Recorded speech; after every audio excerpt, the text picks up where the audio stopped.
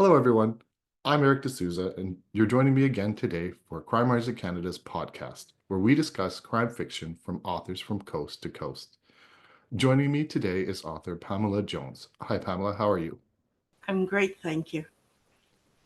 Well, a little bit about you. Well, we're talking to you today because your story, The Windmill Mystery, um, published by Austin McGill Publishers, um, has been nominated for Best Crime Novella, sponsored by Carrick Publishing with a prize of $200. Let's learn a little bit about you. For many years, Pamela has been a writer of program notes for the Orchestre symphonique de Montréal and the NAC Orchestra, the Festival of Lanaudière, and numerous magazines and festivals in both Europe and Canada. In 2007, McGill-Queen's University Press published her biography of Quebec composer Alcides Lanza, A Portrait of Composer. For this biography, she was awarded the Quebec Opus Prize, the Livre l'année, or the Book of the Year for 2007-2008. She has a PhD in musicology from King's College from London and taught music and dance at the National Theatre School of Canada. Pamela, I hope you don't mind me mentioning this, but the Windmill Mystery seems to be a departure from your academic writing. What inspired you to write a whodunit? There were two events in my life just before I wrote this book. One was tragic, and the other was very happy. The tragic one is that my husband died of cancer. And for 3 years, I was his caregiver. And by the time he had passed away, I was in a state of appalling exhaustion. And I had something called takotsubo, which is um, it's a heart attack you get when you have a lot of grief. It's called broken heart syndrome. And so after that, I was lying on the couch feeling sorry for myself, watching old Fred Astaire movies. I like his dancing. And one day I just got up and said, Pamela, you got to do something. You can't lie on the couch for the rest of your life. So I began to think of what I could do. And at the same time, my grandson was born. And when I was holding him in my arms, I realized, well, 15, 16 years from now, when he's a teenager, I'm going to be an old woman. And who knows what state I'll be in. So I decided I'm going to leave him a book. I'm going to write him a book. I knew academic writing would not do. It would have to be something entertaining and witty. And so I sat down and wrote a mystery story. Now, I thought up the mystery story on Canada Day in Pointe Claire. Pointe Claire is a suburb of Montreal, and it's an English enclave of Montreal. And they go a little bananas on Canada Day. There's a lot of flag waving, there's a parade, there's all the stores are open, and there's sidewalk sales, and there's a lot going on. And there's quite a few drunks as well. And I was walking down and I went to our iconic landmark, which is the windmill in Pointe Claire. It's from 1701. It's very old. It's very thick stones. It's quite a magnificent looking old building. And I was standing in front of the windmill and I said, if a body was found here on Canada Day, it would be very hard for the police to figure out who'd done it because there's so many people in Pointe Claire on that day. And they're moving here, they're moving there. It would be hard to even know where people were at any given time. And then I went home and I wrote it. So that was that. For me, it's very nostalgic because I spent my teenage years in Pointe Claire. Um, you go to Gigi's Pizzeria, and I was like, I've eaten there. I had to look it up, and I was like, yes, I've been there. I know the windmill. Um, for those, like you mentioned a little bit about it, but it's beautiful. So could you tell us a little bit more about that village? Because it's a it's a piece that I would say almost any person who wants to see Canadiana, it's maybe that spot. Right? Yes, that's true. It's it used to be a completely English enclave, but it has become, I think, much more bilingual over the last, say, 6 or 7 years, maybe even 10 years.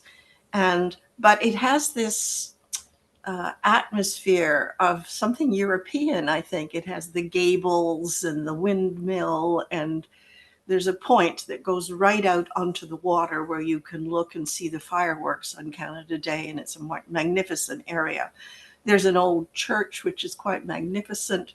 So an historical place to visit, but also it's got wonderful little cafes, and bike riders like to ride along the water for miles and miles until they come to Point Claire. Then they stop and they have their coffee and their snack down by the water. So it's a beautiful place, and I thought it would be a great place to find a body. It's sad that our us mystery writers. Sorry. Remember, I was writing for maybe a 16-year-old, and for anybody older. I mean, the book is for everyone. But I was wanting to put something dramatic in there. I have to say too, I believe I've spent Canada days in there, and I think I've been one of those much younger version of me, one of those drunks. And I think I met Sergeant David Fraser because he did the exact same thing. He was understanding that we're reveling. Well, Um, I was watching the bicycle police that day that I was down that Canada Day, and I was watching them stop the drunks and just push them on a little bit, not arresting them. And so I thought, well, there's my officer, someone that's understanding. And I made sure that he was raised in Point Claire so that he knew what was going on. yeah, so you speak very much about the dichotomy of English French in the West Island in Montreal. Um, for the most part, it's friendly, and for the most part, we're bilingual, and we switch between English and French mid-sentence, and it's no big deal at all. But there's always a little bit of a tension there, and I think in some ways you symbolize that with the partnership of your two protagonists, Sergeant David Fraser, um, friendly, knows the area, been there a long time, recently promoted, working with Constable Catherine Hebert, who's from a different part of the island. So could you speak a little bit about their relationship and where they're coming from? David Fraser, I can say this, is based on my father. He's calm, wise, salt of the earth type. He's not he's not easily offended, and he hasn't got any kind of exaggerations in him. Now, Catherine Hébert is from David Fraser is from a middle class family with a very good education. Catherine Hébert is a kind of person who dragged herself up by her nails. She has come from a very poor family in quite a poor district of Montreal in the north. She has taught herself English. She has improved her French. She's an ambitious young woman, but she has these edges to her. It's easy to offend her, and she really is a no nonsense person. She wants to arrest all the drunks, whereas David Fraser said, "No, no, just send him home. I know where he lives. Just send him home." And so there, you can see right from the very beginning that there's a real dichotomy between the two of them. And on one occasion, in fact, he stops the car. This is about the fourth chapter in. He stops the car and says to her, "Catherine, you're going to have to stop threatening to arrest everyone." It's because that's her first reaction. She is very, very no nonsense. She doesn't want to give people a second chance. Yeah, and I remember she says to him, not only do you know everybody here, but you seem to know their pets. Yes, yes, he knows the names of the dogs as well, which is typical Point Claire. When I was living there, I knew the name of many pets. So, while they're wandering around trying to control the crowds on Canada Day, a dog runs up to David and he knows the name of the dog. He says, give me a paw, and so as she's out of place there. She's never been to English Canada on Canada Day, and she doesn't know what to make of it. Yeah, I guess we should also say that in Quebec they also have Saint Jean Baptiste Day, which is huge, and it's like a week before. So if anybody didn't know, so that's when the French sort of celebrate. exactly. And that is something David says to her. She says, "Oh, there's people who are drunk here and causing trouble." And he says, "It's no different than Saint Jean Baptiste Day in French neighborhoods." So then that quiets her down a bit. um, I've been discussing this with quite a few authors, and you do the similar thing. Is you want to tell a pleasant, entertaining story, but at the same time you have messages. And I believe you infuse history, you talk about addiction and racial prejudice. So how do you think you balance both entertaining storytelling but also having solid themes? Wow, that's quite a question. uh, I am an historian, and it would be very hard for me to write a book and not bring in history. It's one of the great loves of my life. But I also firmly believe that people, if you present history in not just an entertaining way, but an approachable way, that people will like it, that they will enjoy reading about it. Now, this isn't the case, by the way, with Catherine Hébert. When David Fraser starts talking about history, her eyes glaze over, and he can see, oh my God, I better stop talking about history. But he, in fact, has been an historian. He graduated with a degree in history. And then what was he supposed to do with a degree in history? So he joined the police force and eventually became a detective. So he's always willing to talk history, and she's always willing to change the subject. So I when I was standing in front of the windmill, I thought of two things. One, I thought at that time, there's a convent right near the windmill. And at that time, the nuns in that convent were actually suing uh, the bishop and his cronies because they weren't getting enough support. So I thought I would bring in that there were a number of poor women in this convent who were suing the government, essentially, or the Catholic government of the church. So I brought in that aspect. I also brought in something else. Many years ago, I went to uh, the Maritimes and learned about the Acadians and about how the British had gathered up the French Acadians and just put them onto ships and sent them all over the place, then stole their farms and all of that.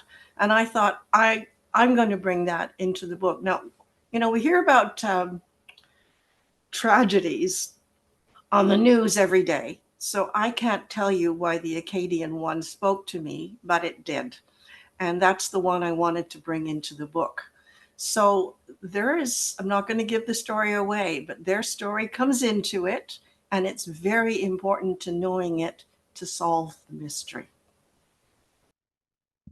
It seems like you have a very big story to tell, but you did it in a novella. Is there a reason why you kept it on the short end? Um, I tend to write very telescopically. That's just my style. I think it was years of writing program notes where they'd say Beethoven ninth, 800 words. And and I'd sit down and say, oh my God, how could I write about this in 800 words? And I learned to be telescopic. So that's my style. It's an economy of means style. There's very little purple prose in the book. There's very little pretty descriptions of trees or flowers or something like that. Though there's one description. But anyway, that's just my style, Eric. It's a nice style, especially for, like you said, your audience was your grandson in his teenage years. It's also the kind of book I can give my teenage sons because they don't like long. That's the whole generation does not like longs. I think, yeah, I think the first thing my son looks at is how big a book is. All right. Well, I've just written a second mystery story, which is also a novella. So that seems to be my genre. A novella is under 50,000 words, and I tend to be finishing a book around 45,000 words. That's excellent because I have to admit I've read several books that probably should have been 40, 45,000 words. And probably a publisher or told them, you need to make this 70. And it feels it sometimes. It feels like, oh, you put in 30,000 words that did not have to be here. So short and punchy. I like the style. Yeah, I suppose if I want to get into the novel competition next year, I would have to add 7,000 words to my present book. And I just thought about that and said, no, that would just be forcing it. Yes, I 100% agree with you. So you kind of answered my last question. You're going to continue writing this series. Is there a third book in it? There, yes, that I finished the second book. I'll give you a little idea of what it's about. Um, I had heard that the Montreal Symphony had a conductor with Indigenous roots, but Indigenous South American roots. And I thought, oh, why not have a murder mystery take place at the OSM, but make the Indigenous Canadian conductor? So a musician in the symphony, who happens to be the girlfriend of the conductor, is murdered at the intermission of a concert, and the Indigenous conductor comes under suspicion. So that's that. You know, I like the way you think. The Yeah, mind of a crime writer. yes, I suppose. Yeah. Um, so, so I wish everyone good luck. As I tell everyone, I don't know who won the category.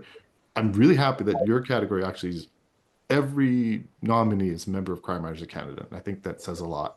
It So I'm does. rooting for all of you and good luck. Thank you so much, Eric. It's been a pleasure.